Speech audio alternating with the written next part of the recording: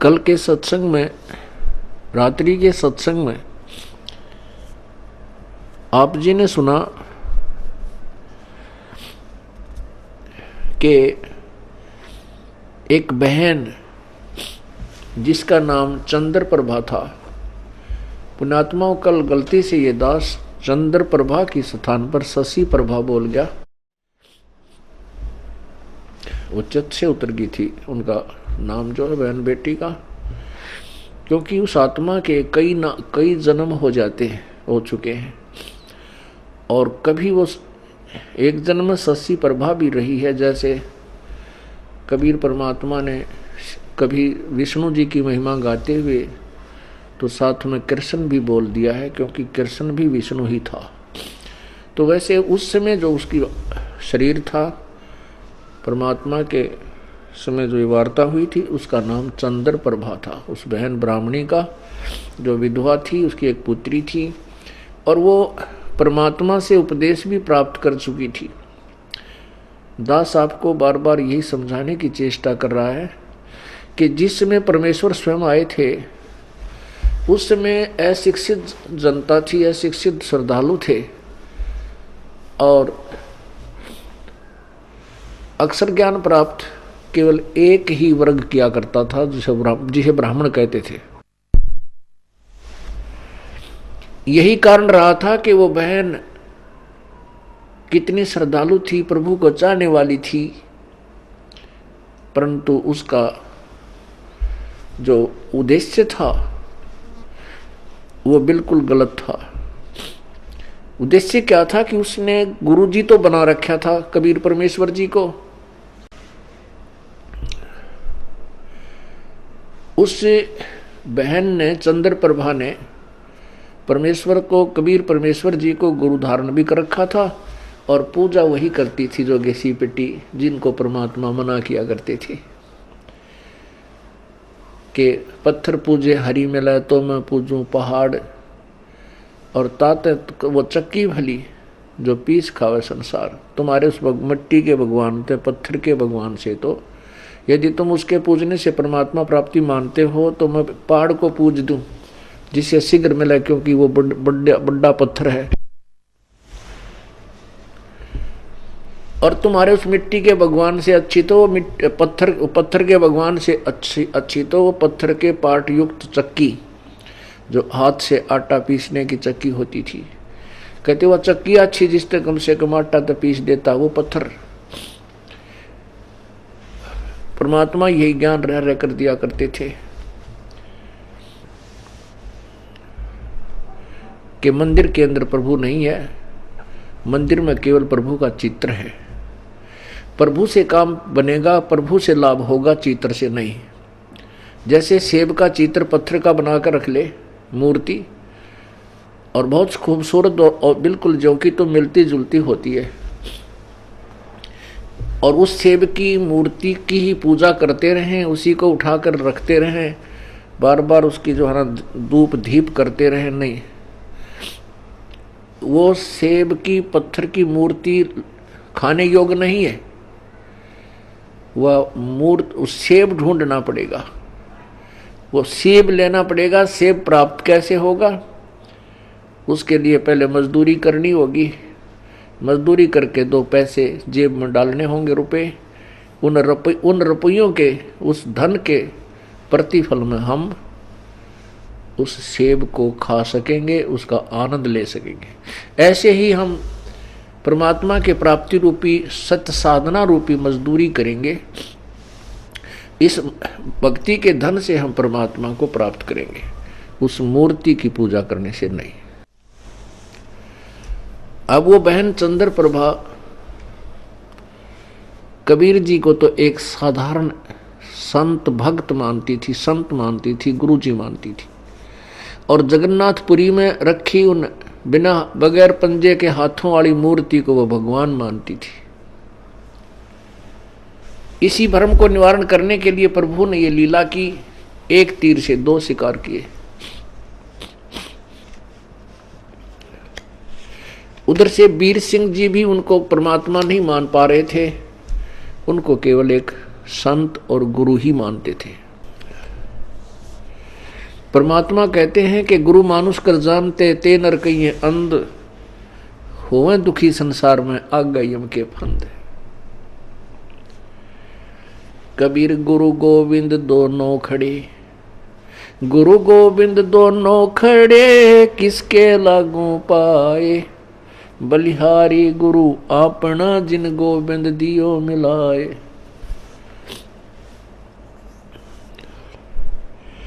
कबीर हरि के रूठता, गुरु की शरण में जावे, कहें कबीर गुरु रूठ गए तो हरि ना होत सहाय।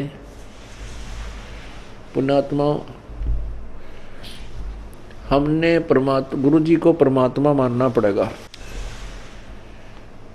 उस समय तो परमात्मा स्वयं आए थे, लेकिन वो भूमिका गुरु की ही कर रहे थे, एक संत की कर रहे थे। और उस समय परमात्मा स्वयं आए हुए थे तो भी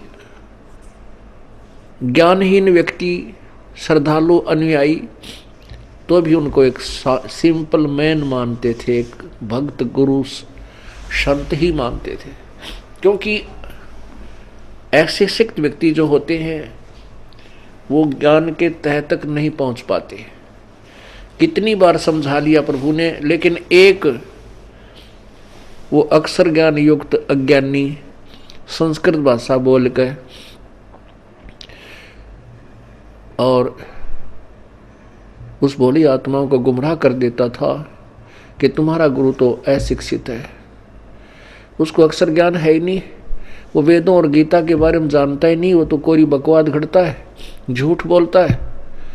तो हम वो अनुयायी जो प्रभु के थे वो विचलित हो जाते थे और वो मान लेते थे उस अज्ञानी अक्षर ज्ञान युक्त प्राणी की इन बातों को कि सचमुच हमारे गुरु जी तो अशिक्षित हैं, इसलिए ये वेदों और गीता को तो नहीं जान सकते।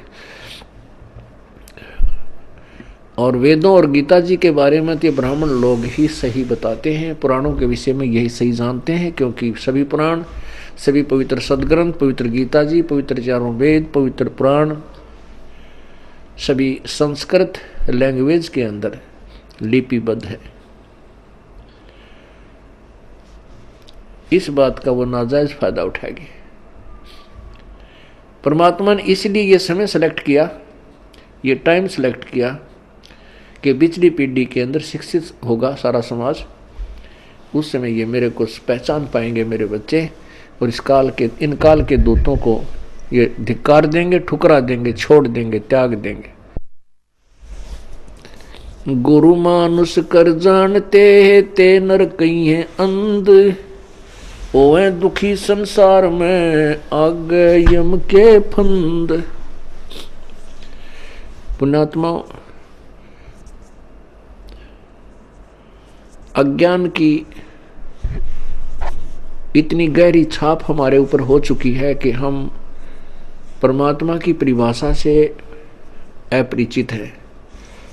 हम परमात्मा को निराकार मानते हैं।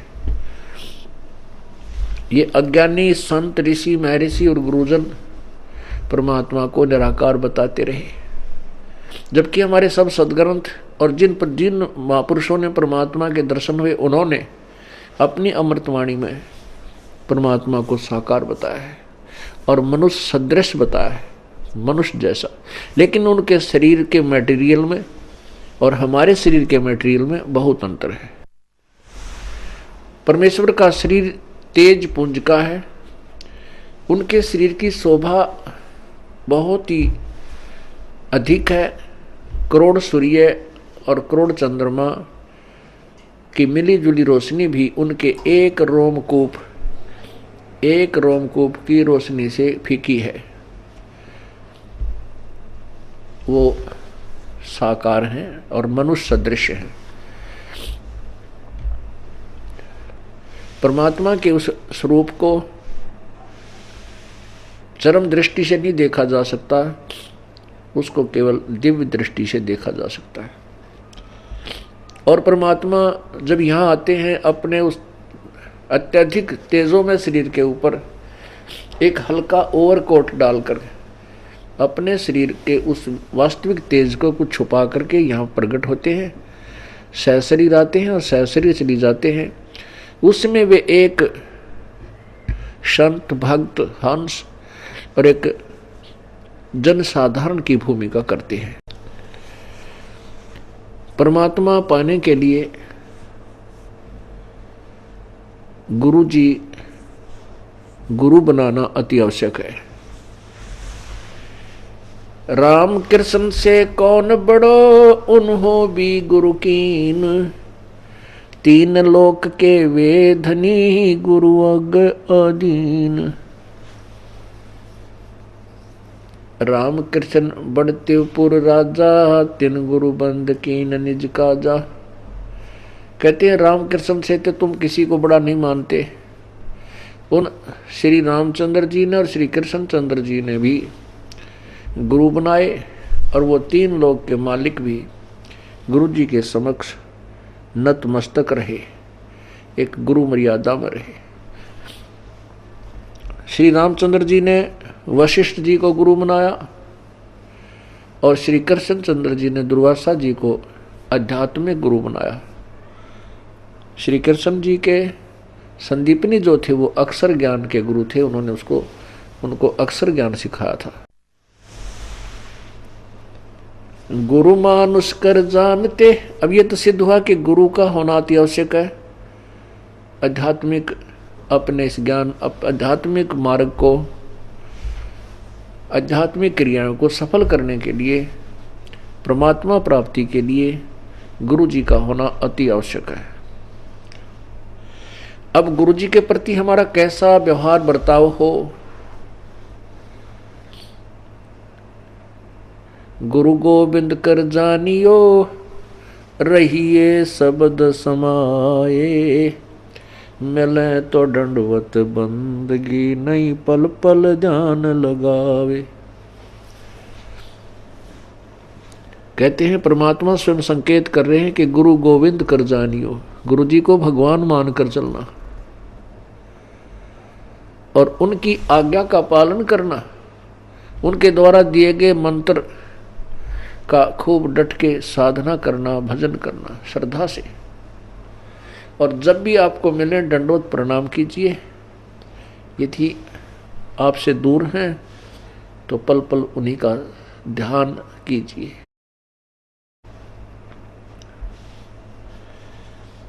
परमात्मा को पाने के लिए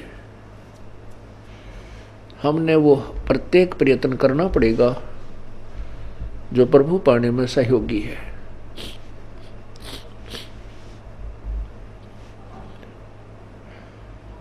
जैसे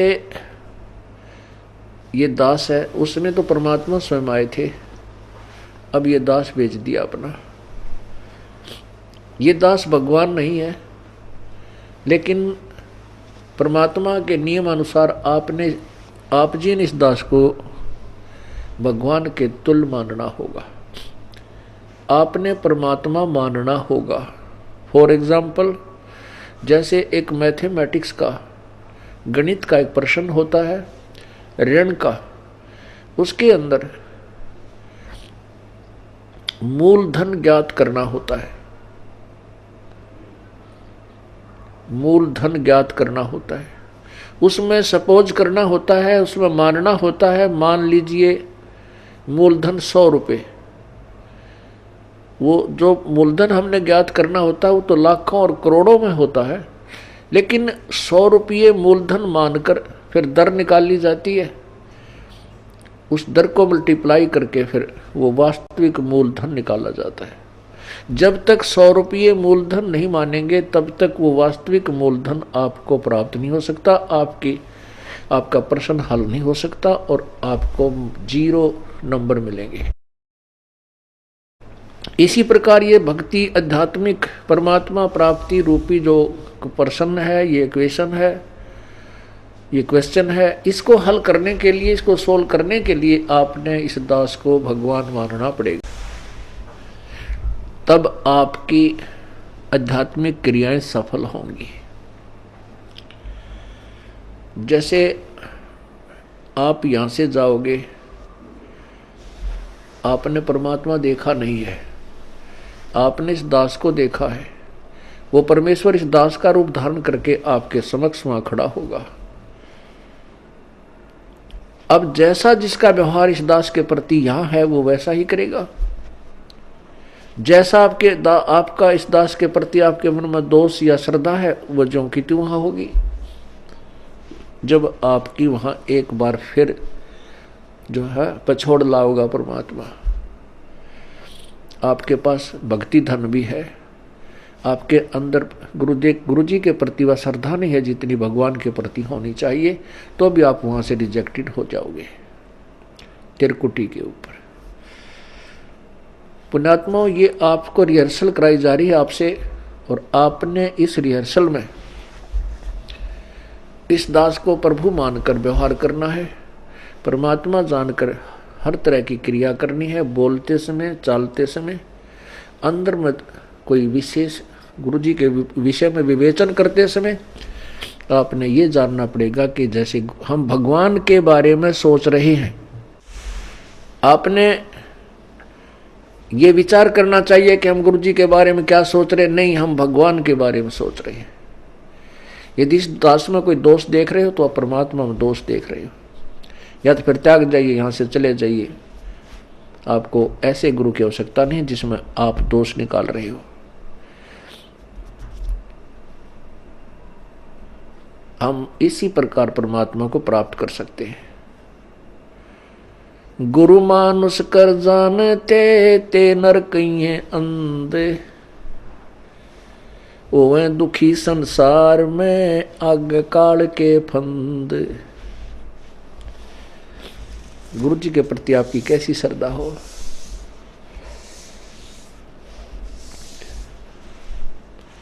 जैसे वो बहन चंद्र प्रभा परमात्मा गुरु जी को भी गुरु भी धारण कर रखा था, और जगन्नाथ जो पुरी वाला भगवान है, जो मिट्टी का माधो, उसको भगवान मान रही, और वो वास्तविक परमात्मा उनके पास रहे, उनसे बात करे, उनको ज्ञान समझा, उसको सुख दे, वो भगवान नहीं। फिर भी श्रद्धा वही थी उस नालायक की। तब परमात्मा ने उसके उस भ्रम को निवारण करने के लिए एक तीर में दो शिकार किए थे। उधर से वीर सिंह बघेल, काशी नरेश भी उनको केवल एक सिंपल मैन और एक संत मान रहे थे। जब वही धोती जो वो बहन चंद्र प्रभा वहां लेकर गई थी जगन्नाथ के मंदिर में, और जगन्नाथ के मंदिर में चढ़ा दी थी श्रद्धा से, और वहां से उठकर वह बाहर परिसर में आकर गिरी थी, आंगन में गिरी, और आकाशवाणी हुई थी कि जगन्नाथ तो बनारस में बैठा है, वो कबीर नाम जुलाहा कबीर रूप में वहां विराजमान है, और तू नालायक यहां आ गई। ये धोती उसने आपसे मंगाई थी, आपसे आपने वहां से डानी थी। तब चंद्र प्रभा की आंखें खुली को हुई, ये तो भगवान थे।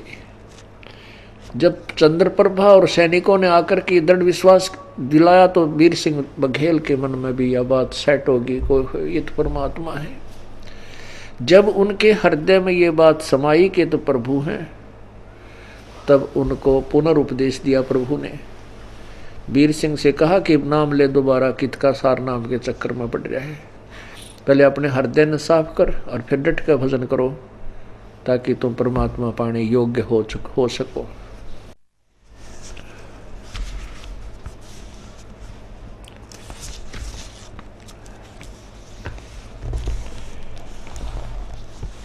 गुरु जी के प्रति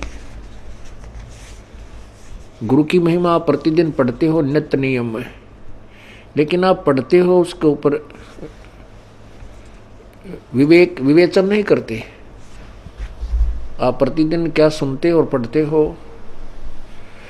कबीर दंडवत गोविंद गुरु बंधु अविजन सोए, पहले बहे प्रणाम तेन नमो जो आगे होए।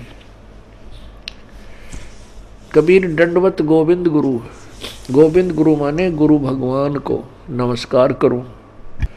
दंडवत गोविंद गुरु गुरु भगवान, गोविंद माने भगवान, गुरु मीन गुरु, गुरु भगवान को दंडवत प्रणाम करूं और बंदू अविजन सोए,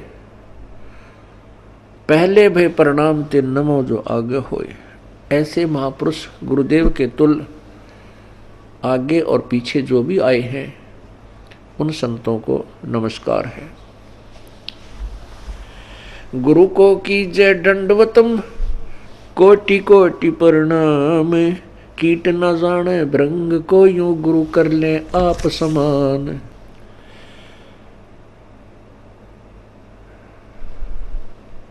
गुरु गोविंद कर जानियो, रहियो शब्द समाए, मिले तो दंडवत बंदगी, नहीं पल पल ध्यान लगावे। अपने गुरुदेव के प्रति परमात्मा तुल श्रद्धा बनाओगे तभी आप परमात्मा के चरणों में परमात्मा को प्राप्त कर सकोगे।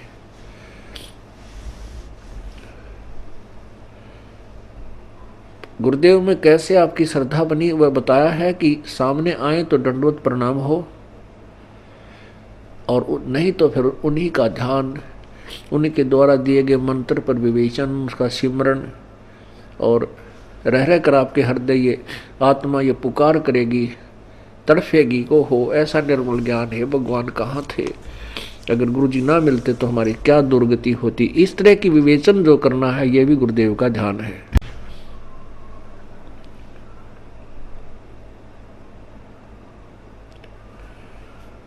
अब क्या विचार करना हमने, सतगुरु के उपदेश का लाया एक विचार, जय सतगुरु मिलते नहीं जाते नरक द्वार। सतगुरु का अर्थ होता है तत्वदर्शी संत, यथार्थ ज्ञान प्रकाशक। जो सच्चा ज्ञान देने वाला है वो सतगुरु होता है।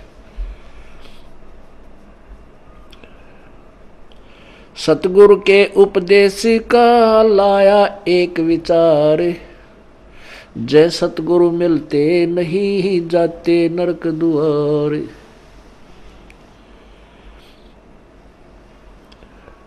यम द्वार में दूत सब करते खेचातान, उन तक कभू ना छूटेता फिर फिरता चारों खानी। कबीर चार खानी में भरमता कभो न लगता पार, सो फेरा सब मिट गया मेरे सतगुरु के उपकार। होय होय, इतनी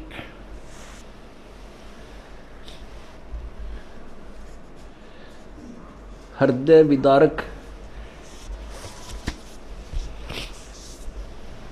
वाणी परमेश्वर ने बोली है कि सतगुरु माने पूरे संत से और प्रॉपर वे ऑफ वर्शिप, यथार्थ परमात्मा की भक्ति हमें प्राप्त हुई तो हमारा कितना दुख निवारण हुआ।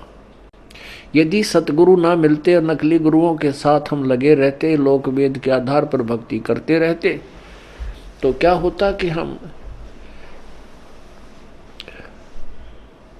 नरक में डाले जाते। वहां पर यम के दूत हमें खूब सताते। कैसे सताते हैं यम के दूत? जैसे किसी को कोड लगा हुआ हो और उसको फिर ये किसी के जख्म हो गए हों, फुंसी हो जाए, उनमें मवाद हो, ये मक्खियां कितना परेशान किया करती हैं। ऐसे यम के दूत नरक के अंदर इन प्राणियों को परेशान करते हैं।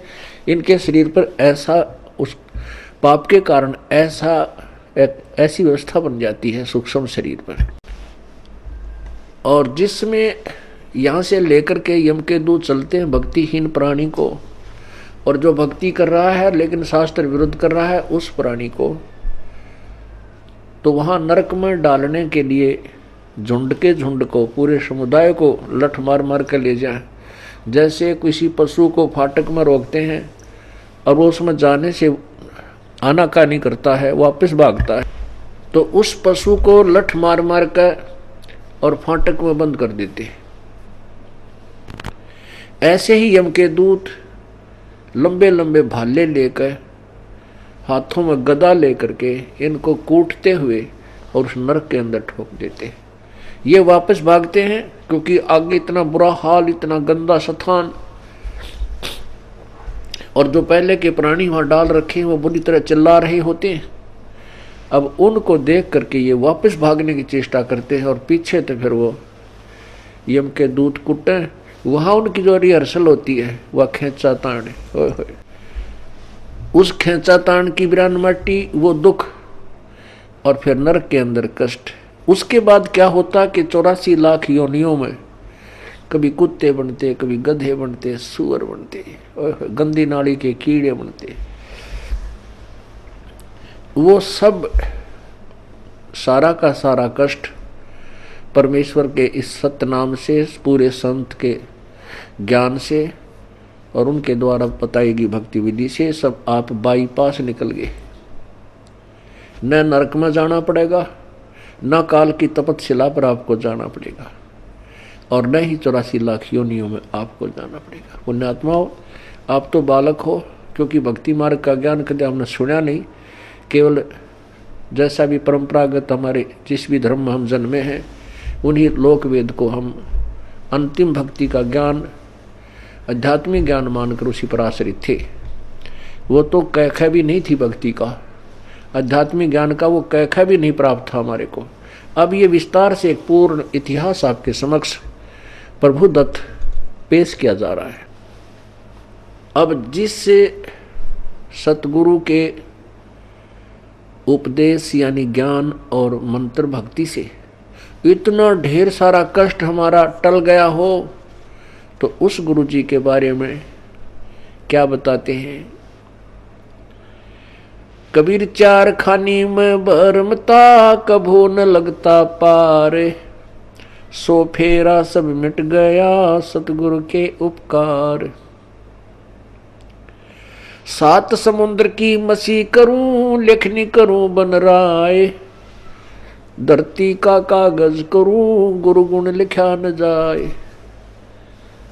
क्या बताते हैं परमात्मा, अपनी महिमा आप ही सुनाते हैं कि ऐसे परम संत कि क्या महिमा करो। यदि मैं पूरी पृथ्वी का कागज बनाऊं और 7 समुद्रों की इंक बना लूं, एक पेड़ में एक वृक्ष की कितनी कलम बन जाएंगी, बिना गिनती की। और फिर कहते पूरे समुद्र के सारे समुद्रों की इंक बना के और धरती के जितना लंबा कागज लेकर जो लिखने लगूं, तो ऐसे सतगुरु की महिमा, उनके गुण का मैं गुणगान नहीं कर सकता, नहीं लिख सकता। वो थोड़ा पड़ जावे, 7 समुद्र भी खत्म हो जाए, वो कलम भी घिसने और कागज भी छोटा पड़ जावे, तो अभी पर उस ऐसे संत की महिमा शेष रह जावे। कबीर बलिहारी गुरु आपना, घड़ी घड़ी 100 बार, मानुष से देवता किया करत न लागी बार। कबीर गुरु को मानुष जो गेणे, और चरणामृत को पान, ते नर नरक में जावेंगे जन्म जन्म होवे समान।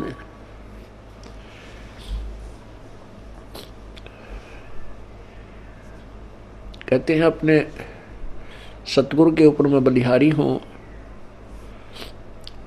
घड़ी घड़ी 100 बार उनके द्वारा दिए गए ये अनमोल ज्ञान रह रहकर उमंग के साथ याद किया जाता है,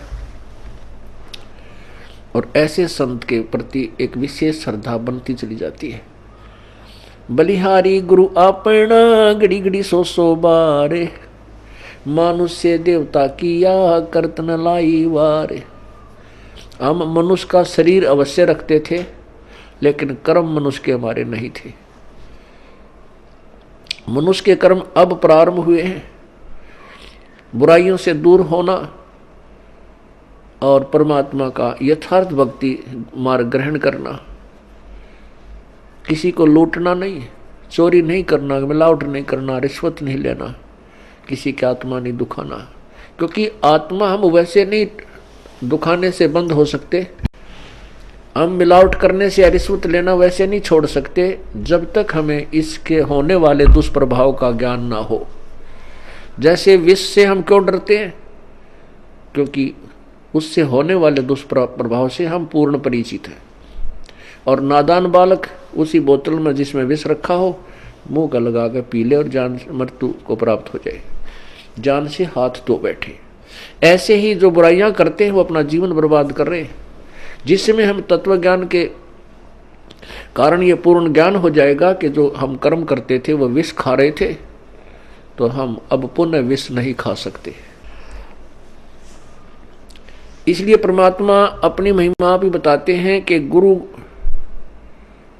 मानुष से देवता किया और करत न लागी बार।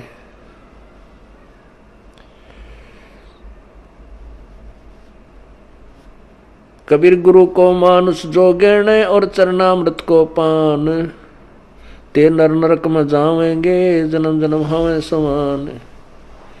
गुरु मानुष कर जानते ते नर कहिए अंध, ओवे दुखी संसार में आगे यम के फंद। कबीरा ते नर अंध है गुरु को कहते और, हरि के रूठे ठोर है गुरु रूठे नहीं ठोर। कबीरा हरि के रूठते गुरु की शरण में जाए, कह कबीर गुरु रूठ गए तो हर ना होत सहाय।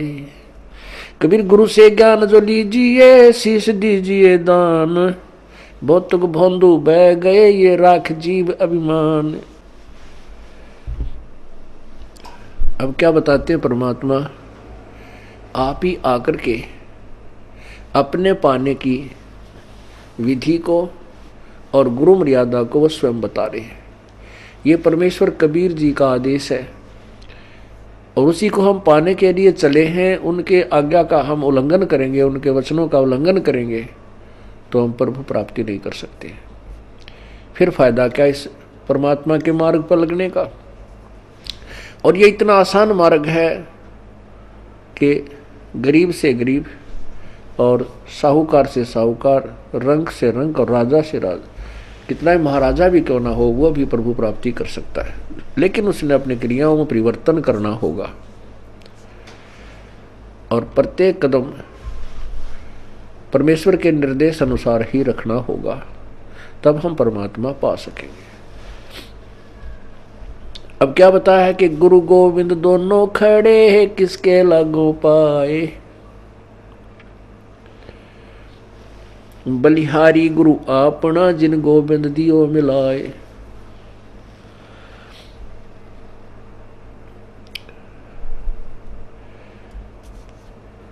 कबीर गुरु के रूठ त्या हरि की, कबीर हरि के रूठ त्या गुरु की शरण में जावे, कहे कबीर गुरु रूठ गए तो हर ना होत सहाय।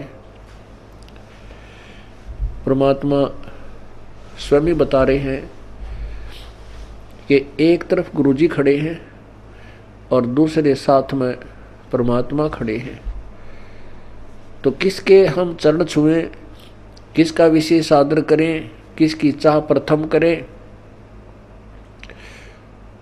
आप ही उत्तर दे रहे हैं कि बलिहारी गुरु आपना जिन गोविंद दियो मिलाए। अब इस उदाहरण को आपको समझाया जाएगा कि जैसे एक मटके में गड्ढे में जल है, वो तो समझो भगवान है। एक तरफ हैंडपंप खड़ा है वर्किंग पोजीशन में, चालू हालत में। एक तरफ तो हैंडपंप यानी नल है, एक तरफ एक मटके में घड़े में जल है।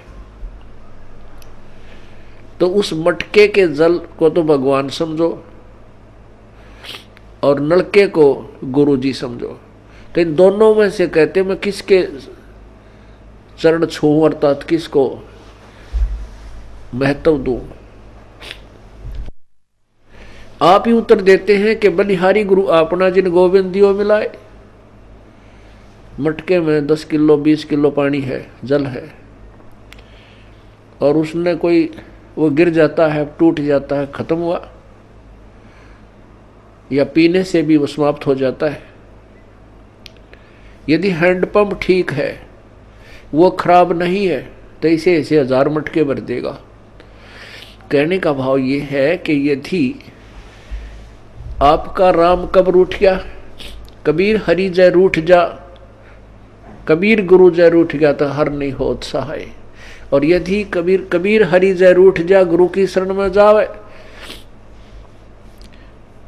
जिसमें आप जी के ऊपर, किसी व्यक्ति के ऊपर आपत्तियों का दौर शुरू हो जाता है, वो स्वयं कहने लग जाता है, भी मेरा राम रूठ गया, मेरा परमात्मा रूठ गया, मेरे थे हमारा भाग फूट गया, हमारा राम रूठ गया, तो उसके पुण्य समाप्त हो गए, पाप कर्मों से वो प्रभावित हो रहा है। जैसे आप कहीं खेत में या मजदूरी कहीं कर रहे हो, आपने एक मटका पानी का लेकर गए, वो काम करते करते पीते रहे, वो समाप्त हो गया, आपका जल खत्म हो गया, आपका राम रूठ गया। यदि जल और नहीं लाओगे तो प्यासे मर जाओगे। तो कहाँ जाते हैं? हैंडपंप या कुएं में। उस कुएं से या हैंडपंप से वो जल, वो मटका फिर भर लाते हैं, तो वो फिर से काम शुरू हो गया। पुण्यात्मा जो दुखी प्राणी हैं, उनका राम रूठ गया, उनका राम रूठा हुआ है, उनका भगवान रूठा हुआ है, क्योंकि उनके पुण्य समाप्त हो गए। वो जल थोड़ा बहुत था, वो पी प्या लिया तुमने, खत्म कर दिया। अब कहाँ जाएंगे उस जल को लेने के लिए? हैंडपंप पर। हैंडपंप से आप फिर मटका भर लाइए, मटका भर लाए, फिर जो अभाव, जल के अभाव से जो कष्ट था वो समाप्त हो गया, आपके प्राण बचे। ऐसे ही गुरुजी हैंडपंप है और जल भगवान है। अब यदि आपने हैंडपंप पे तोड़ दिया, उसको मिस हैंडल करके, उसके साथ बदव्यवहार करके, उसका ऐसे ऐसे झटके पटके नू नू कर कर वो तोड़ दिया, उसकी कोई वासर खराब होगी या किसी प्रकार भी, तो जल आना बंद हो गया। तो फिर वो जल जितना आपके पास आपके पुण्य है वो चलेंगे, तब तक चलेंगे, उसके बाद फिर आपको फिर दुख शुरू हो जाएगा, अर्थात वो जल फिर प्राप्त करना होगा आपका। यदि आपने कहते हैं आपका गुरु रूठ गया, आपका हैंडपंप खराब हो गया, तो जल नहीं, हर नहीं करे सहाय, हर नहीं होत सहाय। वो जल तो रहा नहीं, क्योंकि हैंडपंप उसका स्रोत था। कबीर हरि के रूठते गुरु की शरण में जाए, कहें कबीर गुरु रूठेगे तो हर ना होत सहाय। परमात्मा आगे क्या बता रहे हैं? गुरु से ज्ञान जो लीजिए, शीश दीजिए दान। गुरु जी से आप उपदेश, नाम मंत्र ले रहे हो, तो अपना शीश समर्पण कर दीजिए। शीश सौंप देने का तात्पर्य है कि गुरु जी के प्रत्येक आज्ञा का पालन कीजिए। भौतक भोंदू बह गए भाई, राख जीव अभिमान। होय होय, भौतक भोंदू बह गए अपने मन में अभिमान बना के गुरु जी के समक्ष, तो वो जीव पार नहीं हो सकते।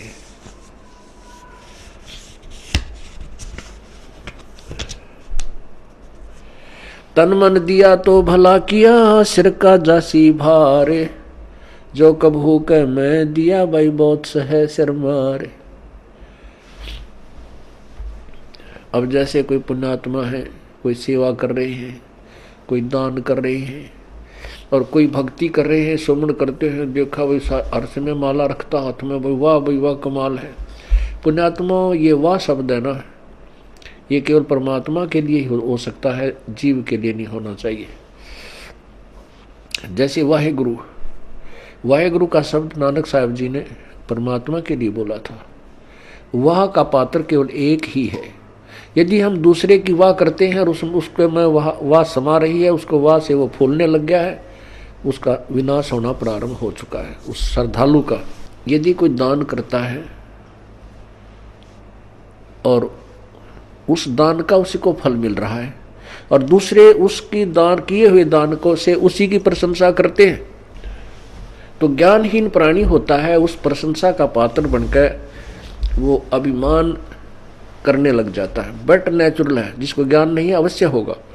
कोई सेवा अच्छी करता है, शारीरिक सेवा करता है, दूसरे ने कहा वाह भाई यू या बहन या भाई, ये तो भाई दिन रात इसने सेवा में अपना शरीर गाल रखे है, तो कुछ दिनों में उसके अंदर भी यह बीमारी होएगी और वो उसके नाश का कारण बनता है। कोई सेवा करता है तो अपने लिए कर रहा है, हम उसकी प्रशंसा करते हैं, उसके तरफ आकर्षित होते हैं, तो महाराज जैसा बुद्धू नहीं, वो भक्त नहीं है, उसको ज्ञान नहीं है। कहते हैं गुरु को तजय भजय जो आना, तापसुआ को फोकट ज्ञाना। क्योंकि हम जिसकी प्रशंसा कर रहे हैं हम उसके ऊपर आसक्त हैं, बाई हुक एंड क्रुक, तो हम परमात्मा से हटकर उसकी तरफ आकर्षित हुए हैं, तो यह भी कमजोरी है। परमात्मा के पाने में हमने सारी कमजोरी मिटानी होगी। एक बूढ़ा आदमी डॉक्टर जी के पास गया और बूढ़ा बुजुर्ग कति अस्थि पिंजर शेष था, पतल आड़ दिखे, नारी नारी अस्थि दिखे। अब डॉक्टर जी ने देख लिया भाई ये तो बीमारी क्या है कि कमजोर आदमी है, कति शारीरिक वीकनेस घनी है इसमें। तो बूढ़े आदमी ने, उस वृद्ध ने कहा डॉक्टर जी मैं कुछ देर चलता हूं ना मेरा दम फूलने लग जाता है, सांस चढ़ जाए। डॉक्टर बोला भाई महाराज बुजुर्ग कमजोरी है आपको, आपका शरीर कमजोर हो गया। फिर कहता है गुरु डॉक्टर जी मैं खड़ा होता हूँ चक्कर आवे हैं। डॉक्टर बोला बूढ़ा कमजोरी है। फिर बोला जी पिंडी बढ़के हैं, यानी पिंडलियों में दर्द हो जाता है। डॉक्टर बोला कमजोरी है। अब बूढ़े को गुस्सा आ गया,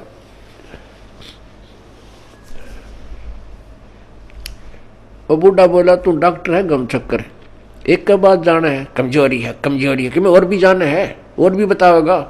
खूब क्रोधित हो गया। वो डॉक्टर बोला बूढ़े यह भी कमजोरी है, क्योंकि कमजोर आदमी ने गुस्सा गणाया करे। तो पुण्यात्माओं ये हमारे अंदर जो कमजोरियां हैं ये हमने सारी हटानी पड़ेंगी, तब हम परमात्मा पा सकते हैं। ना तो ठीक है जिस आप कर रहे हो ऐसा फल मिल जाएगा, और आने वाले जन्मों में आप राजा बन सकते हो, देव बन सकते हो, महादेव बन सकते हो, ब्रह्मा विष्णु महेश बन सकते हो, क्योंकि आपके अंदर इतनी कमाई बन जाएगी। और उसके बाद फिर आप गधे बन सकते हो और कुत्ते बन सकते हो। तो हमने या जन्म मरण का दीर्घ रोगी कटवाना पड़ेगा।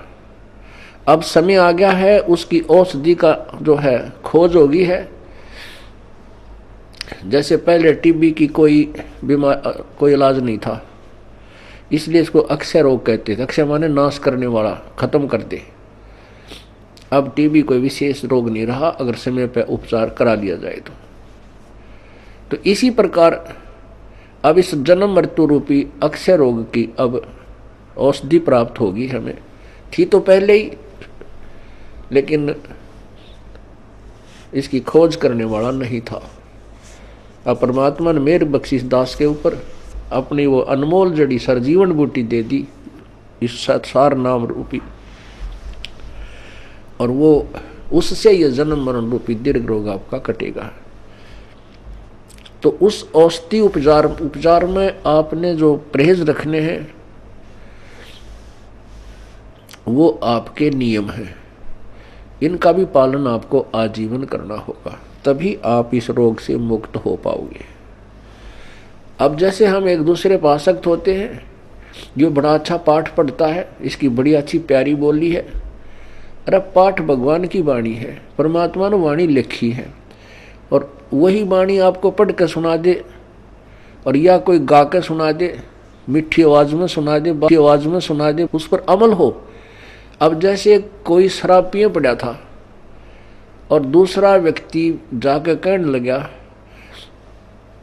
कि भाई तुम्हारा चोरी होगी। वो शराबी कहता है चोरी होगी? अच्छा चोरी होगी, फिर बता क्या हो गया? चोरी हो गया। अब वो कोई कहे, उस शराबी नो कहे तेरी आवाज़ अच्छी नहीं, कोई गाने वाला आवे उसको बुलाओ, और वो नौका क्योंकि वो शराबी होगा, फिर दूसरा शराबी कहता है आपका चोरी हो गई। वो चोर भी नौका, और जिसका चोरी हो रही वो नौका चोरी हो गई। अरे नालायक को। फिर वो नौका कहता हाँ ये बहुत बढ़िया बोल रहा है, इसकी आवाज़ बहुत प्यारी है, चोरी हो गई। और उसने नौका जाकर सिंपल वे में, भाई तुम्हारा घर में चोरी होगी और बहुत नुकसान हो गया है। यदि वो होश में है, शराब नहीं पी रखी, तुरंत कलेजा पकड़ेगा, अक भाई कितना नुकसान हो गया, तुरंत घर को चल पड़ेगा। यदि उसने भांग पी रखी है तो फिर नौका कहेगा भाई इसकी आवाज़ बहुत अच्छी लगी, जो गा के सुना रहा चोरी हो गई। आप भी क्यों भांग के नशे में, अरे साहब वो मूर्ख जो उसने गा के सुना रहा चोरी हो गई। तो पुण्यात्मा आपको बार बार कहा रहा परमात्मा की वाणी है। क्या बताते हैं भगवान बार बार, इसने गा के कह दे चाहे वैसे कह दे, जो जिनकी भांग का नशा उतर गया वो तुरंत सचेत हो जाएंगे और उस मार्ग पर चल पड़ेंगे। क्या मन तू बस रे चल रे सुख के सागर, जहाँ शब्द सिंधु रत्नागर। अब चैत इसने नू गा के सुना दे, अर्थे सिंपल वे में कह दे, मन तू चल रे सुख के सागर, जहाँ शब्द सिंधु रत्नागर। कोट जन्म तेरे भरमत हो गए, कुछ ना हाथ लग्या रे, कुकर सुकर खरबा बोरे कौआ हंस बगारे। कोटि जन्म तू राजा की ना मिटी न मन की आशा, और भिक्षुकों का धर धर घूमया, ये मिला ना निर्गुण रासा। इंद्र कुबेर ईश की पदवी ब्रह्मा वर्ण धर्मराया, विष्णुनाथ के लोक को जाके फिर भी उल्टा आया। असंग जन्म तन मरत्या हो गए, जीवित क्यों नाम रह रे, द्वादश मद मैल मठ बोरे बोर ना दे धरे रे। दोजक भस्त सभी ते देखे, राजपाट के रसिया, और तीन लोक से तरपत नाई, ये मन भोगी खसिया। सतगुरु मिले तो इच्छा मेटे, पदमल पदे समाना, चल हंसा उस लोक पठाऊं जो आद अमर स्थाना। चार मुक्ति जहाँ चंपी करती माया होरी दासी, दास गरीब अभय पद पर से मिले राम अविनाशी। अब इस वाणी ने चाहे तो कोई गा के सुना दो, और चाहे भाई इसने वैसे सिंपल वे में कह दे, जब तक हम इस अनमोल वचन को जो प्रभु दत्त है, परमात्मा का दिया हुआ है, इसको हृदय में धार कर इसके अनुसार नहीं करेंगे, तो ना तो इसके गान तो फायदा, ना इसके वैसे कहने सुनने तो फायदा। इससे लाभ होगा जब हम इसके परमात्मा की वाणी पर अमल करेंगे और तुरंत उसका अनुसरण करके अपना मोक्ष प्राप्त करने का तरीका ढूंढेंगे। तो जैसे हम किसी और पर किसी भी पॉइंट से आसक्त होते हैं तो हम कमजोरी में हैं और हम पार नहीं हो सकते हैं। क्या बताते हैं, गुरु से अधिक ना कोई ठहराई, मोक्ष पंथ नहीं गुरु बिन पाई। राम कृष्ण बढ़ती उपुर राजा, तिन गुरु बंद कीन निज काजा।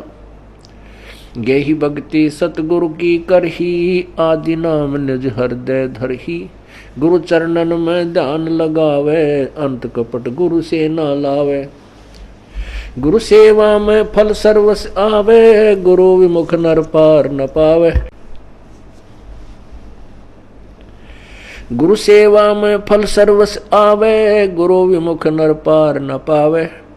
गुरु वचन निश्चय कर माने, पूरे गुरु की सेवा ठाने। गुरु जी का आदेश अवश्य माने और गुरु भी पूरा हो, पूरे गुरु की पूजा करे, पूरे गुरु के आधार से साधना करे। गुरु की शरणा लीजय भाई, तात जीव नरक नहीं जाई।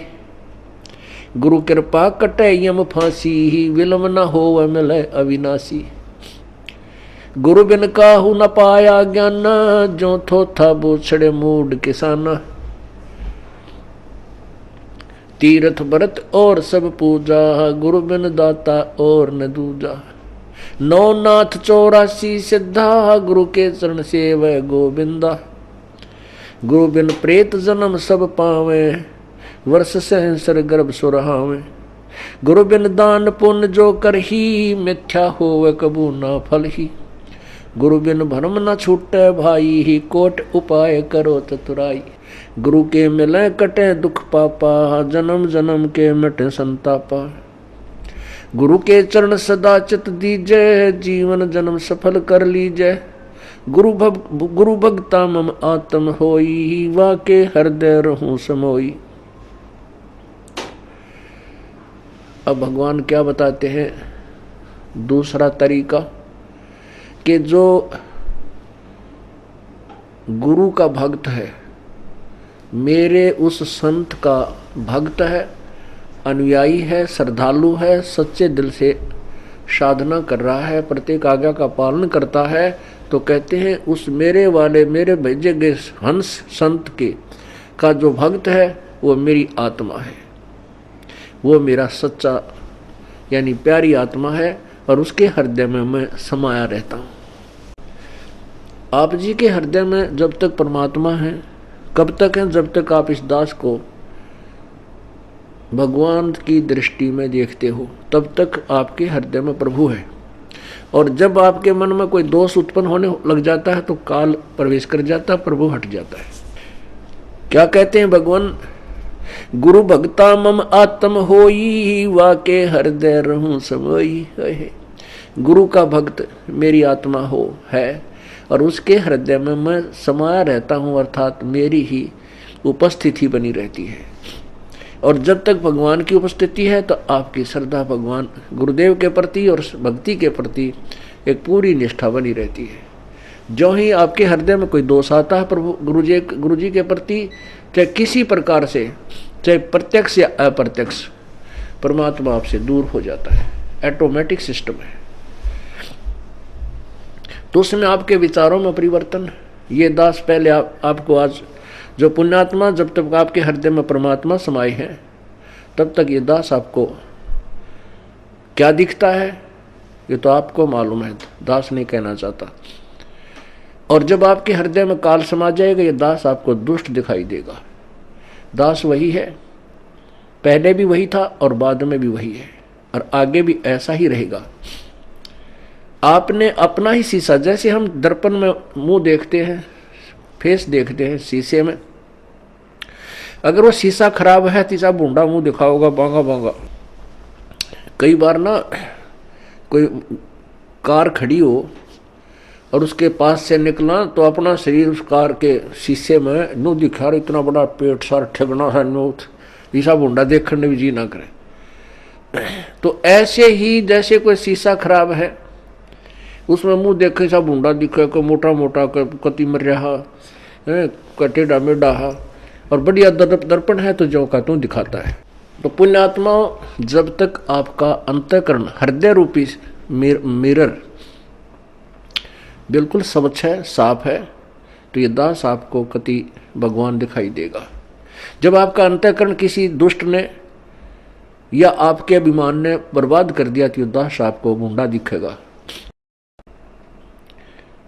जैसे आपका फेस जैसा है वो तो आपका स्पष्ट दर्पण ही दिखा सकता है, यदि दर्पण ही खराब है तो आपके ही चेहरे में कितने दोष दिखा देगा। अब जैसे ये क्रोथा कांड हुआ, इसके पीछे बहुत ही भयंकर षड्यंत्र था। उन लोगों की पोल खुल गई जो धर्म की आड़ में दुनिया को भ्रमित किए बैठे थे, उनके ज्ञान की पोल खोल दी और वो कति चौड़ चपट हो गए। अब उनको भय हो गया कि तुम्हारे अनुयायी तुमसे भागेंगे और तुम्हारे पास कोई जवाब नहीं, दुनिया तुम्हें थूकेगी। तो उन्होंने ऐसे झूठ झाट बोल कर राजा और प्रजा को भ्रमित करके इस दास के प्रति ना जाने के तूफान झूठ बोलती है। तो उन अज्ञानियों के द्वारा फेंके गए गंध से जिनका अंतःकरण रूपी दर्पण खराब हो गया, उनको ये दास बुरा लगने लगा, अनुयायियों को। और जिनके उनके द्वारा फेंके गए गंध का जिसके अंतःकरण रूपी दर्पण पर कोई असर नहीं हुआ, ये दास उनको जो का तो वही दिखाई दे रहा था। तो यहां परमात्मा हमें यही बताना चाहते हैं, गुरु भक्ता मम आत्म होई, वाके हृदय रहूं समोई। कि गुरु का जो भक्त है वो मेरी आत्मा है और उसके हृदय में मैं रहूंगा। और यदि किसी भी कारण से आपके हृदय में दोष आ जाता है तो प्रभु वहाँ से हट जाते हैं, और काल भगवान तो तैयार है, वो तो फिर तुरंत आकर के कुर्सी संभाल लेता।